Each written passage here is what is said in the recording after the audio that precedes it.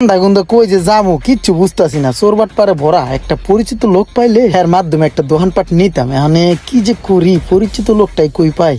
এই কয়টা মোবাইল যে রাখছি, কিন্তু এই মোবাইলটা তো কদিন হয়েছে ব্যস্তই পারতেছি না। আরে রুমন ভাই নামক এলাকার পাইছি। হ্যাঁ যে কই। আরে রোহন ভাই, কি অবস্থা, ভালো আছেন? আরে ইমরান, তুমি ভালো আছো? কই থেকে আসলা? ভাই আইছি আপনার কাছে, আপনারে খুঁজতাছি। আমি না একটা দোকান নেবো খুঁজতাছি। মার্কেটের ভিতরে আরো অনেক জায়গা দেখছি, কাউরি ভাই পছন্দ হয় না, বাটপার মনে হয়। আপনি তো বাটপার না, আপনার পছন্দ হয়। ভাই একটা দোকান নিয়ে দেন না আমারে। আরে ইমরান, তুমি দোকান নিবে, এটা তো ভালো জিনিস। এই লাইনে তোমার পরিচিতি আছে, তুমি একটা দোকান নিলে ভালো চালাইতে পারবা। আমার পাশেই তো দোকানটা খালি আছে।